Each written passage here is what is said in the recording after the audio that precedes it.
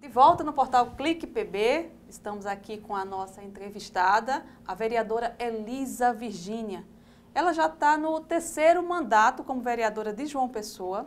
Ela está atualmente no PP, o Partido Progressista, mas tem alguns projetos para nos revelar, não é, vereadora? Boa tarde. Boa tarde, Aline. Prazer estar aqui. Obrigada por vir, né, contribuir aqui com o Clique PB, dar uma entrevista, essa honra. Claro, imagina. Prazer. Eu gostaria de saber, a Câmara, ela retorna somente na semana que vem? Somente na semana que vem, dia 6. A gente está na atualização do regimento interno, então assim, está se passando algumas coisas do regimento interno, a questão do trâmite ali, esse ano a gente teve muitas complicações, né? Por exemplo, questão de ordem. Toda hora alguém pede uma questão de ordem, mas não é questão de ordem, gente. Então eu adorava assistir a CCJ do Congresso Nacional, e o Francisquini, né? Sim. Começou meio tímido, mas depois que as paquitas do Lula começaram a querer subir em cima da mesa dele, ele começou a botar ordem nessa questão. Então, diga logo o artigo e tal. E eu tentei, no máximo que eu pude, evitar essas questões de ordem quando não eram. Porque... Você fala isso porque você é secretária da mesa hoje. Eu sou secretária da mesa. É um papel difícil. É difícil. A gente fica tentando auxiliar ali o presidente. O presidente não é questão de ordem, é só mais um pedido da esquerda de tentar ter mais oportunidade de fala. Sim. Entendeu? Então, às vezes, as pessoas pedem questão de ordem só para ter um tempinho a mais e aparecer na fita, né? Vamos dizer assim. A Elisa Virgínia é militante em defesa, fui olhar a sua história, é militante em defesa das pessoas com deficiência física e educação infantil. A gente vê muito a senhora debatendo na questão da educação infantil e tal. Na questão das pessoas com deficiência, quais são os projetos que a senhora já apresentou? Olha, a gente apresentou e já é lei a Semana Municipal da Pessoa com Deficiência, que é a primeira semana de dezembro, o Dia da Pessoa com Deficiência Auditiva, que é em setembro, que culmina ali mais ou menos numa semana que tem vários dias dessa data. E a gente tem feito algumas...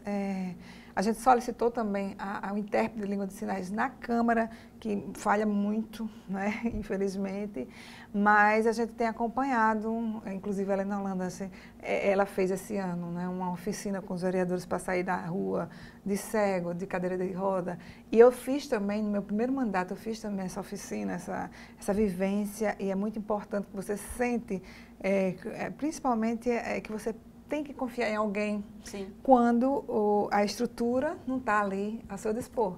Quando não tem um sinal sonoro, né, para lhe avisar que o sinal abriu, o sinal fechou quando você é cego, quando você não tem o piso tátil, infelizmente, assim, deixa a desejar ainda. Agora, não é por falta de leis.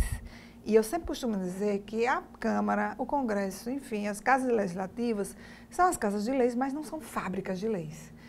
E a nossa legislação já é bem aprofundada no assunto da questão da pessoa com deficiência, agora o que resta é cumprir as leis. Agora tem uma lei, não sei, se eu não me engano, é de Cida Ramos, ela definiu aí em 10% a questão das cotas para pessoas com deficiência em concursos públicos em âmbito estadual.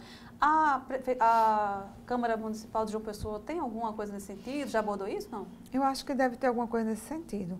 Agora, com relação a cotas, Aline, eu sou um pouquinho um pé atrás. É contra? Se for para medir conhecimento, né, a pessoa com deficiência, logicamente, estou falando de algumas deficiências que não mexem com o intelectual, né? Não são menos inteligentes que as pessoas normais. A da pessoa com deficiência eu não sou contra, mas com relação à cota racial eu sou contra.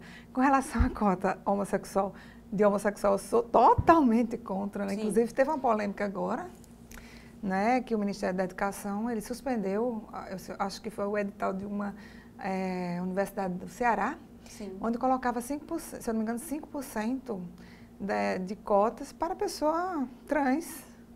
Aí eu, oi? Você cortou o seu órgão sexual, você não tirou um pedaço do seu cérebro, né? Ou você tirou seu seio, então você não tirou um pedaço do seu cérebro, você é menos... E eu fiz um vídeo me dirigindo para a comunidade LGBTI, X, alguma coisa assim, dizendo, gente, vocês estão sendo discriminados, porque vocês, ao entrarem por uma cota numa faculdade, vocês estão dizendo que não são capazes, não têm capacidade intelectual suficiente para entrar de igual por igual com uma pessoa normal que vocês se consideram que são. Então, se eu fosse um LGBT, eu jamais queria entrar numa faculdade ou num concurso público pela minha condição sexual. Aí, paciência, né? Tem Na limite. Assembleia Legislativa, você foi muito atuante em relação àquela questão dos cartazes contra a homofobia. O que você acha da pauta LGBT? Olha, é uma pauta muito de privilégios. Assim, de você achar que você está sendo discriminado, que você não é aceito, e de vitimização, né? E de querer ser tratado em especial por conta de sua condição sexual, de sua orientação sexual. Então, você colocar uma cartaz daquele, por exemplo, no comércio, além de ser imenso, que eu acho que o governo devia pagar aluguel pelos centímetros quadrados de uma loja. Quando você está numa lojinha, que você tem um espaço para expor sua mercadoria, mas você tem que deixar ali um espaço imenso. Daqui a pouco vai ter que botar um papel de parede cheio de legislações, porque se você for... Inclusive tem uma ação, né, contra esse... Ainda está em processo, ainda está... Está tramitando na justiça. Está tramitando. O governo entrou com a liminar, mas está tramitando ainda, o mérito ainda não foi julgado. E as empresas têm inúmeros cartazes para colocar. Cartazes do menor, cartazes da violência contra a mulher, cartazes não sei o quê, cartazes do LGBT. Então, enfim, se você for, você vai ter que separar uma parede inteira no seu ambiente, no seu estabelecimento comercial somente para divulgar, para dar visibilidade a legislações, que é a obrigação de quem? Do Estado. Por isso tem o Diário Oficial, os jornais, a TV, a grande verba que se paga em publicidade. Então, não é o comerciante que vai ter que disponibilizar um pedacinho do seu metro quadrado para fazer isso aí, que é tão caro o aluguel, ou senão a construção de loja. Mas diante do clima de desigualdade que a gente vive no país, isso aí não é necessário, não, para lembrar as pessoas? Não. Acho que cada um ele tem que... meritocracia, eu defendo muito isso. Você tem que mostrar que é capaz. A vida está difícil para qualquer pessoa. Infelizmente, a gente não conseguiu, apesar de que já começamos, né? Teve 408 mil empregos já nesse semestre, teve a maior arrecadação tributária nesse semestre, depois de 5 anos com esse novo governo Bolsonaro. E a gente vai aumentar isso. Eu torço muito e peço a Deus e oro a Deus para que esse Brasil dê certo, mas ainda estamos com a defasagem de emprego absurda, né? Foram anos e anos aí, que depois, inclusive, da Lava Jato, que muita gente, inclusive, culpa, né?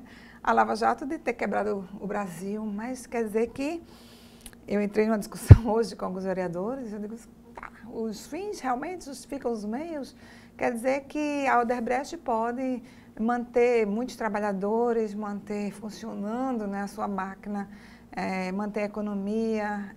A Odebrecht que eu falo é a principal, mas e outras, né? Mas mesmo pagando altas comissões, pagando, né, a todos os políticos envolvidos, tendo a sua listinha, né, de codinomes, né, Avião, Manuela Dávila, a Amante, Grace Hoffmann e entre outros que eu não lembro mais, desde que esteja todo mundo funcionando, todo mundo calminho, está tudo certo. Não é assim, a gente tem que dar um basta. Sofreu sim, vou dizer que não sofreu. Muitas empresas pararam, muitas atividades pararam. Tem algumas para quebrar, inclusive. Exatamente. Mas estavam, por outro lado, quebrando o Brasil. Né? Elas não impediram que o Brasil estivesse com essa taxa toda de 13 milhões de desempregados, então a gente tem que trabalhar certo. Eu vejo assim que a gente está começando a engrenar, se Deus quiser, vai melhorar. Você acabou antecipando aqui uma pergunta que eu ia fazer lá para adiante, mas é a questão de propina, de empresas, né, de construtoras que estão quebrando o Brasil. O deputado Aguinaldo Ribeiro, ele virou réu no STF no quadrilhão do PP, né, no inquérito que trata do quadrilhão do PP, envolve propina, Petrobras. Você pensa em ficar no PP mesmo? Olha, eu estou no PP, eu acho que essa questão partidária, eu sempre costumo dizer, até na igreja tem pessoas que não trabalham bem, na igreja católica, na igreja evangélica, nos partidos, no jornalismo, na OAB, em todos, a instituição é composta de pessoas que fazem o trabalho certo e que não fazem o trabalho certo. Quem não faz o trabalho certo tem que ser julgado e tem que ser punido, e quem vai dizer isso é a justiça, né? E eu nunca vejo assim, eu estive no PSDB, critiquei Fernando Henrique Cardoso na época da maconha, né, que ele gosta, essa parte, né? Critiquei Aécio Neves, então assim, eu vejo que cada pessoa tem que ser julgada. Eu sou, por exemplo, pessoal, você é bolsonariana? Não, não sou bolsonariana. Eu sou uma pessoa conservadora, da linha conservadora, liberal e de direita. Não é porque eu votei em Bolsonaro que eu vou passar a mão, por exemplo, na cabeça de Flávio. Ele errou feio, pisou na bola feio. Então, desde o começo está essa problemática toda. Se ele errou, tem que pagar. Sim. Se ele foi corrupto, tem que ir para a cadeia. Do jeito de Lula. Não é? Então, do jeito dos outros políticos aí. Então, não é porque eu votei em Bolsonaro que eu vou passar a mão na cabeça de quem faz coisa errada. Fez coisa errada, tem que pagar a gente. A gente tem que ir limpando o Brasil desse jeito. Vai limpar tudo? Nunca. Ninguém tenha isso na cabeça, que o Brasil vai, por exemplo, ficar livre totalmente de corrupção, que não vai, porque as pessoas, parece que é uma cultura incrível. A corrupção está em todos os níveis. Então, é muito difícil você criar uma cultura de pessoas que zelem pelo patrimônio público, que não queira tirar proveito do que está ali na sua mão, à sua disposição e sob a sua direção. É muito difícil, mas a gente tem que começar, e a gente está vendo muito isso. Existe aí, por exemplo, hoje uma certa quantidade de novos políticos jovens, que estão com essa cabeça diferente, querendo mudar. E se tem uma coisa que essa mudança de governo fez, é que pelo menos a gente não está vendo a torneira aberta como estava, né? Na verdade não tinha torneira, tinha quebrado a torneira, o cano estava soltando assim dinheiro. Os canos estavam todos furados e o que estava lá para fechar ainda não era fechado. E hoje a torneira foi colocada e estão querendo fechar os furinhos da mangueira. Você disse que não defende Bolsonaro em tudo, né? Que não é bolsonariana. O que acontece? Qual a estratégia do Bolsonaro? Todo dia ou toda hora ele cria uma polêmica nova. No mesmo dia ele diz uma coisa pela manhã, à tarde já criou outra polêmica em cima, agora é com o presidente da OAB. Né? Colocou o pai do presidente da OAB, disse que sabia como ele tinha morrido durante a ditadura militar. Tem o filho dele, né, que é indicado para os Estados Unidos. O que acontece? Qual a estratégia dele? Isso não é estratégia. Eu leio muito Bolsonaro como uma pessoa muito que diz o que quer, às vezes um pouco sem pensar, sem medir as consequências. É diferente de eu dizer uma coisa, é diferente do presidente dizer algo. Às vezes, se ele diz uma coisa na economia, aquilo dali influencia na Bolsa de Valores. Pé e bufo. No mesmo segundo que ele disse, a Bolsa de Valores reage. E eu acho que ele ainda não se atentou para isso. Ele é aquele cara tiozão, meio, né, ignorante no sentido de dizer com palavras. Ele não tem o traquejo, não é político. Sim. Ele é muito de dizer o que pensa. E às vezes, isso lhe prejudica. Um presidente da República, isso é aceitável? Ele tem que fechar um pouquinho mais, ele tem que se calar mais e ter um pouquinho mais de paciência. Mas como ele é daquele pessoal que veio da guerra, então ele sempre está na defensiva, você pode prestar atenção. Ele sempre é muito perguntado, assim, a maioria da mídia é de esquerda, então ele já está ali pronto para se defender e reagir. Ele se defende atacando. Se defende atacando.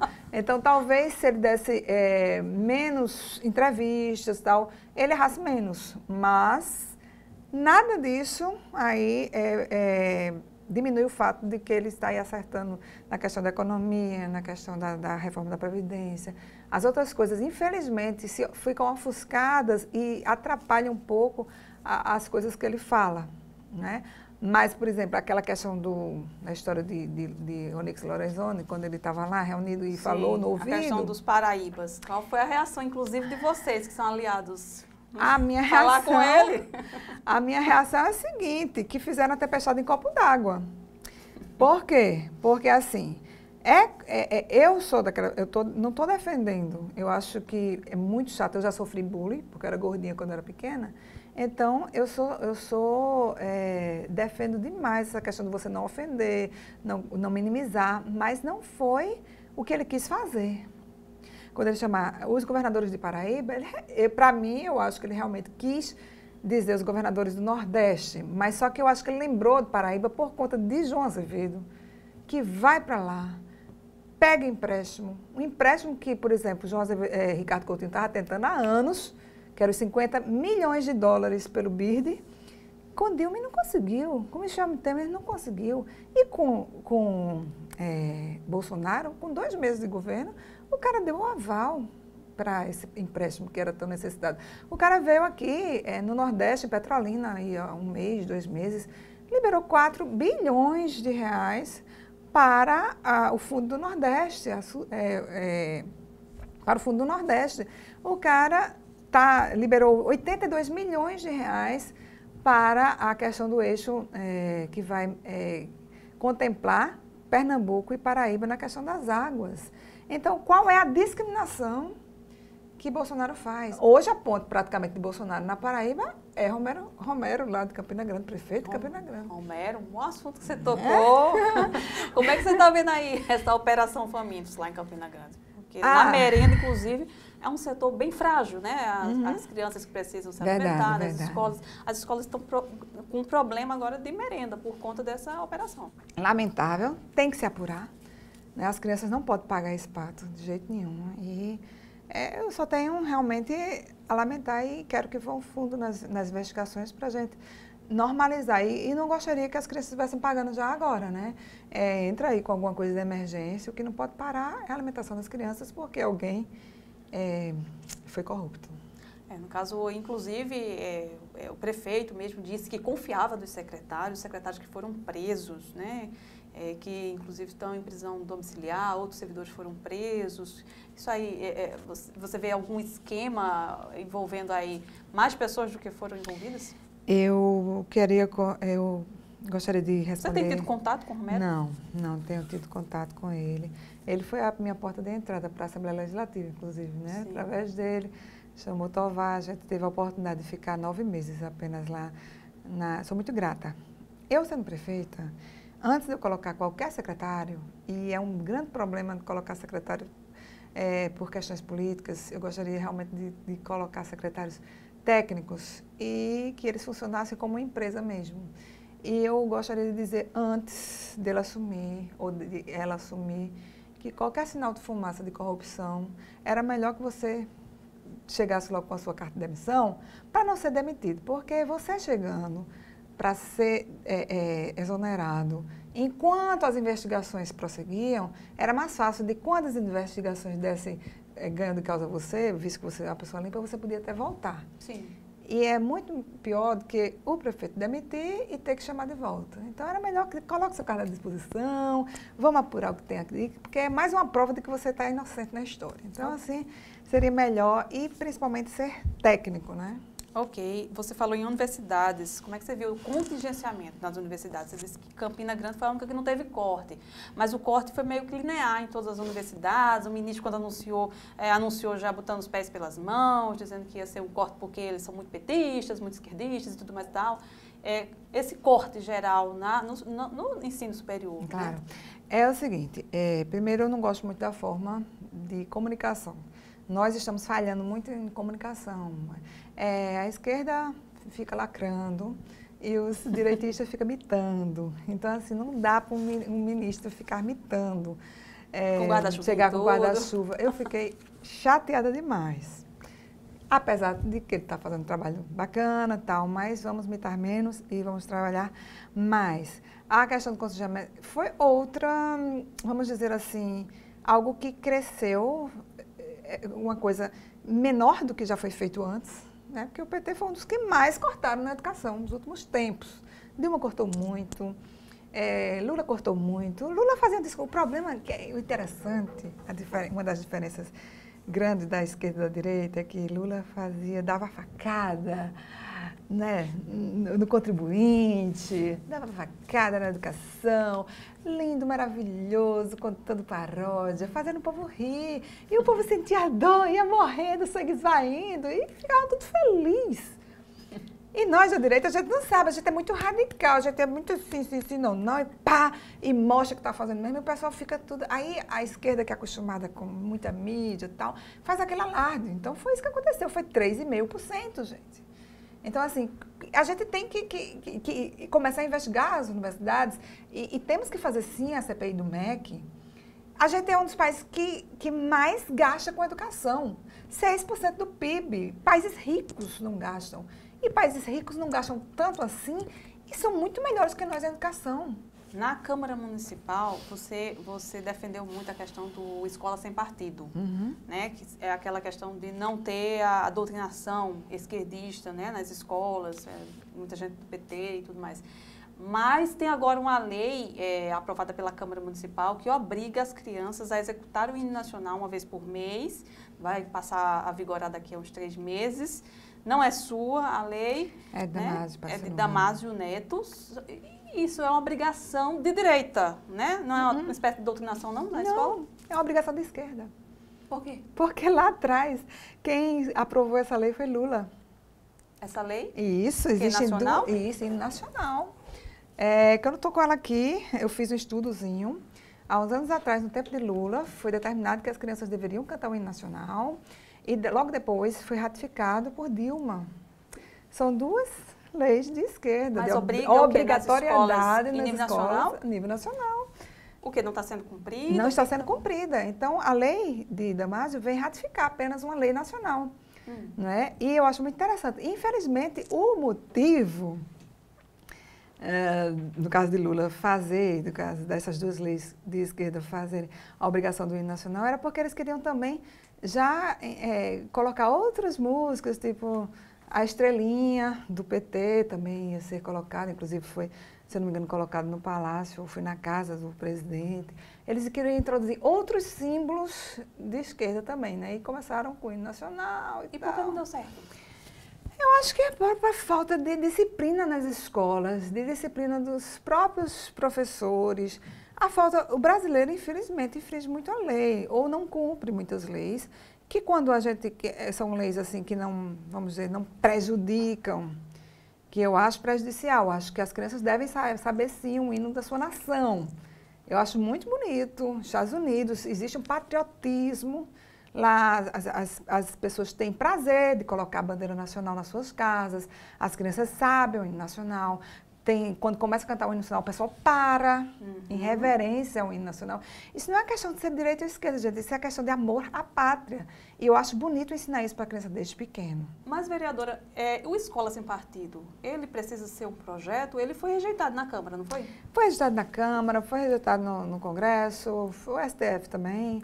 Assim, na verdade, eu sou um pouco contra essa história de cartaz, né? O Escola Sem Partido, ele vem apenas, simplesmente ratificar o que já existe na LDB, a Lei de Diretrizes de Bases, que tudo aquilo que ele coloca no seu conteúdo é o que vem da lei. No ECA, Estatuto da Criança e do Adolescente,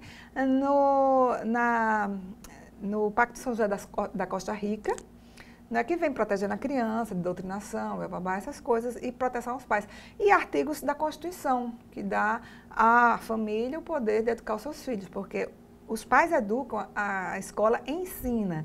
Existe uma diferença muito grande nisso, né? Agora, a Escola Sem Partido, para mim, é um movimento que não deve nunca parar e deve sempre estar sendo fomentado para que se crie uma cultura de que deve haver essa separação.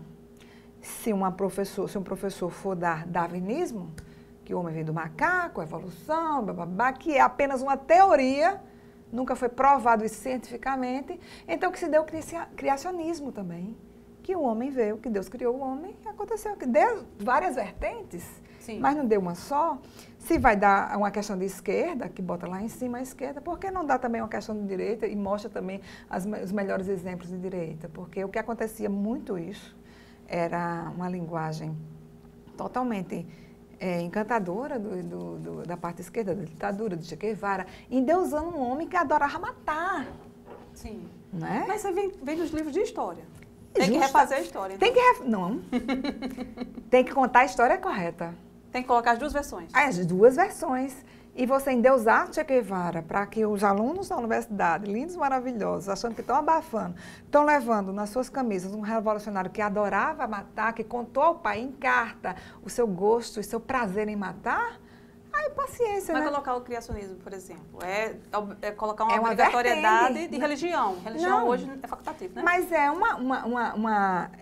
uma religião, mas é o que muita gente acredita. Hoje, como é que nasceu o mundo? A Mas gente tá eles não vão aprender na igreja? Sim, mas Na e igreja. a teoria da evolução? É ciência? Não é É ciência. a ciência que a gente conhece. Não é, mas não é prova científica, é uma teoria. Entendeu? Então, Entendi. o criacionismo também poderia ser dado como uma das vertentes que muita gente acredita, que o homem veio de criação de Deus, que o homem veio do macaco, seria o darwinismo, e outras coisas, outras teorias. Ninguém sabe de onde o homem veio. É cientificamente provado.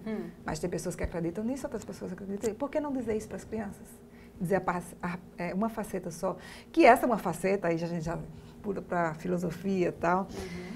Foi daí que começou realmente o marxismo, né? Depois que Marx começou a ler sobre o darwinismo. Mas aí, você corrobora dessa linha de Bolsonaro, por exemplo, de tirar a filosofia, tirar umas disciplinas? Não, muito pelo contrário. Eu quero... nós temos que colocar cursos, eu concordo quando ele fala que a gente tem que colocar cursos de produtividade, colocar o jovem para aprender as coisas do mercado, que dê aquela questão da economia, né, do direcionamento, e vamos rodar isso aí. A gente tem que botar o pessoal para produzir, para fazer cursos da hora, né? As startups aí, daqui a 4 anos, está com uma defasagem imensa de mão de obra, gente. Se eu não me engano, são mais de 200 mil vagas nesses 10 anos que virão. E cadê os nossos cientistas, nossos técnicos de informática, a pessoa que faz programa, nossos programadores, cadê? Né? Onde se investe muito em cursos que, por exemplo, como sociologia, como filosofia, que não precisa ter esses grandes conhecimentos, de passar uma nota 750 no Enem, não precisa disso. É necessário, e eu indico, e eu quero que tenha muitos filósofos cristãos, para a gente ter uma equidade e uma isonomia aí melhorzinha, né? Sim. Muitos sociólogos cristãos, para que a gente consiga dar essa equilibrada, que está assim, esquerda para sociologia e filosofia, e o pessoal de direita é mais essas outras áreas. Mas com relação ainda à escola sem partido, eu queria frisar, e é um dos pontos que eu vou bater na tribuna, é denunciar o que já se sabe, mas pouca gente fala, o autoritarismo de muitos professores de universidade, da área de humanos, professores de mestrado, que muitos alunos, eu quero dizer a ele, muitos alunos que são de direita, são conservadores, têm que esconder o que são, na verdade, para poder fazer o mestrado, para poder ter um orientador. Eles não conseguem, por exemplo, estudar e analisar o que eles querem, mas o que se dá para fazer quando não se bata com as suas convicções cristãs, mas eles vão ali num termo mais ou menos. Eu já fui entrevistada, eu já fui, vamos dizer, objeto de entrevista de mestranda, né? Mas que ela não podia colocar o seu sentimento verdadeiro, porque se a professora soubesse que ela era conservadora, a professora simplesmente deixava de ser orientadora dela. Eles são perseguidos, então? São perseguidos. Eu conheço alunos e alunas, e domingo eu conheci mais um, que eles ficam se segurando até nos debates dentro de sala de aula, se sentem amordaçados, porque se eles se expuserem demais, eles vão ser discriminados na hora de ter um orientador. E principalmente na hora de serem escolhidos para fazer um doutorado. Qual a solução para isso? Criar um conselho? O que é? Olha, eu acho que devia tirar mais a subjetividade da escolha e fazer uma coisa mais objetiva. E que eu não sei o que fazer. Os professores, eles têm que ter na mente que eles pregam tanto liberdade de expressão e eles ficam oprimindo alguns alunos. E os alunos têm que se esconder. Inclusive, até eles têm medo até de tirar foto comigo, por exemplo, de dizer que me admira, o Bolsonaro. Eles não botam nenhum tipo de política nas suas redes sociais para não serem bisbilhotados e serem punidos, vamos dizer assim, com a falta de interesse de algumas pessoas escolherem eles para fazer um mestrado, um doutorado, enfim. Isso acontece em quais universidades aqui na Paraíba? O FPB mesmo. Tem uma deputada de Santa Catarina, eu esqueci agora o nome dela, que ela ficou sem orientadora, né? E não conseguiu terminar o seu mestrado, enfim. Acontece muito, gente, não são poucos não, viu? Porque hoje nós sabemos que, apesar da tentativa de doutrinação nas universidades, muitos jovens conseguiram se salvar. E eu não tenho nem aí que você diga, alienada, não sei o quê. Conseguiram se salvar e manter os seus princípios e o que você acredita. E isso é o mais bonito da democracia, mas eu nunca vi... A democracia com a esquerda é muito interessante. A democracia é quando se concordam com o que eles dizem. Se você não concordar, eles viram ditadores sem se sentir. Porque, na verdade, a esquerda é mais uma religião, vamos dizer assim, do que um próprio segmento político. Vou perguntar agora sobre política. Você falou do PP, mas arrodeou. Queria saber se você continua no PP ou se tem convite de outro partido. Eu continuo no PP. Não é? A gente não está pensando em sair, não, apesar de que meu pai hoje é presidente do PTC estadual, está reformulando os diretórios e tal, mas a gente estamos estudando ainda. Vai presidir o PTC em João Pessoa, não? Ainda a gente está estudando, vamos ver como é que fica. Como é que fica a conjuntura do PTC? Porque parece que os partidos grandes, nas próximas eleições, vão ser beneficiados, né? Vão sair melhores. Vai ter uma exclusão muito grande ainda de partidos. A tendência é polarizar ou, né, chegar a um tempo onde a gente não vai ter tantos partidos. Hoje temos mais de 30, se eu não me engano. Sim, né? uns 35. Uns 35 partidos e das pequenas legendas irem se acabando e ter mais essa adesão. Eu preferia, não é? Mas hoje o PTC ainda é um partido, foi um dos que ficaram, né, como partido, muitos partidos se fundiram já, mas o PTC ainda continua e a gente vai ver o que é que vai fazer, mas por enquanto eu ainda estou no PT, estou alinhada aí com o partido. Ok. Polêmica dos radares, essas polêmicas que Bolsonaro acabou se envolvendo. Polêmica dos radares, trânsito, fim da cadeirinha, aumento na pontuação a pontuação de multa, né, para você perder a CNH. Você é favorável a essas mudanças no trânsito? Olha só, com relação aos radares, eu acho importante demais ter. Agora, que tenha no local que a gente possa ver, não seja pegadinha para ser indústria de multas. Eu acho que se transforma em indústria de multas quando você esconde o radar e coloca um aviso aqui, Olha, uma vez eu fui para Campina Grande que eu vi o aviso e eu fiquei procurando. Até hoje eu não sei onde é que está esse radar. Não sei se eu passei com 81, 82 ou se foi menos. A gente fica tanto tempo e até certo, assim, é o objetivo, né? Você conseguir manter uma linha. Mas tem lugares que não precisa você manter 80, você pode dar uma pisada. Eu Sim, sou mais de pisar um pouquinho, né? Mas eu fico com medo. Será que eu levei multa? Será que eu não levei multa? Não sei. Né? Eu acho que deve ter, mas sem exageros, nas curvas principalmente, e que mostra, cara, tem um radar aqui, ó. Ou você freia ou você vai levar multa. A questão das cadeirinhas. É necessário é necessário, proteger a vida, né, das crianças. É necessário. É uma infração ainda, só não tem a pontuação, só não tem a multa, mas tem a pontuação.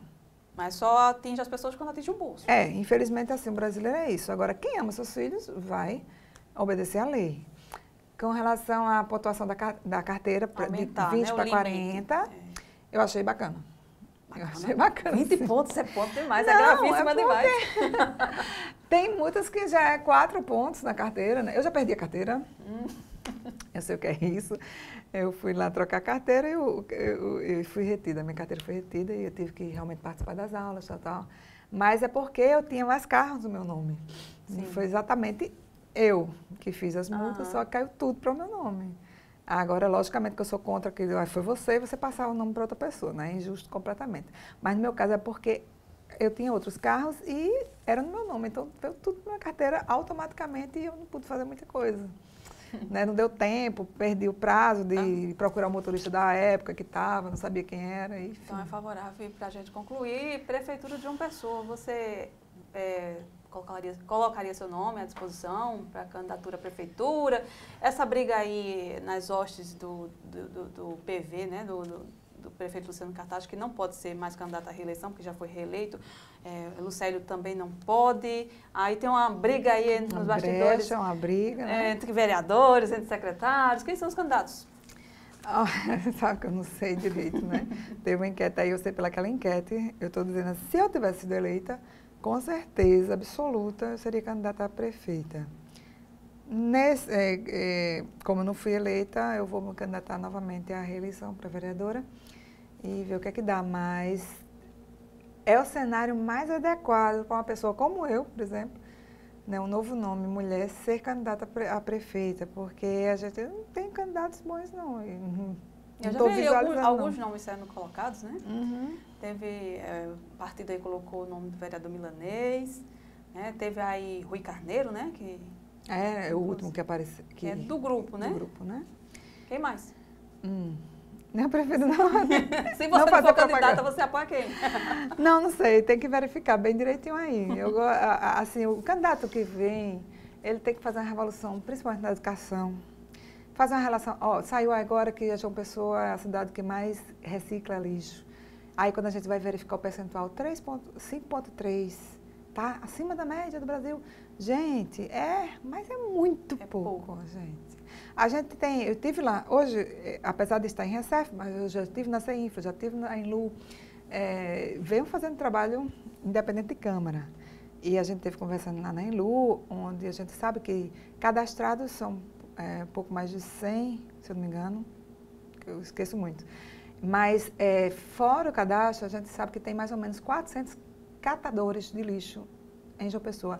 Meu novo projeto é o seguinte, fazer com que a prefeitura mesmo faça a coleta porta a porta, em caminhão apropriado, porque não adianta você, dono de casa, separar o seu lixo. Se você não separa, por favor, separe seu lixo, seja educado e contribua com o meio ambiente, contribua com os catadores. Mas não adianta você separar o lixo em casa, colocar separadinho na rua e o caminhão do lixo, que é compactador, chegar, juntar tudo. O que adianta? Está funcionando essa estratégia da prefeitura? Olha, a gente tem uma associação, são 3 associações aqui em João Pessoa, a gente tem uma associação dentro do aterro, que, por exemplo, de 10 caminhões que chegam, eu acho que derramos uns 2 lá para eles fazerem a triagem, catar. Mas, gente, isso é desnecessário. Se tivesse um carro separado, que o lixo... um dia diferenciado para coletar o lixo. Para colocar o lixo reciclado. Que não é lixo, que é dinheiro. O lixo isso aí teria que partir da prefeitura. Tem que partir da prefeitura. E por mais que a gente disse, não, mas os catadores de rua. Gente, os catadores de rua hoje não dão conta. Esses catadores de rua iam para as cooperativas e eles iam ganhar muito mais dinheiro, serem mais, ter EPI, equipamento de proteção individual. Tinha muito mais material para coletar. Muito mais material para coletar. Todo mundo ia ganhar. Agora, tinham que se unir, porque às vezes tem a disputa entre eles. Né? Você fez essa proposta à prefeitura? Estou fazendo essa proposta, eu vou entrar com o projeto agora na semana que vem. Ok.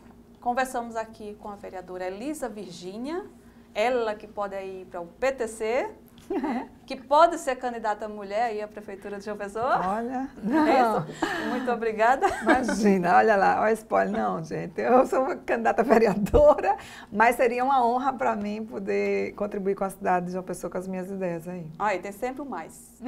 Obrigada, gente, até a próxima entrevista.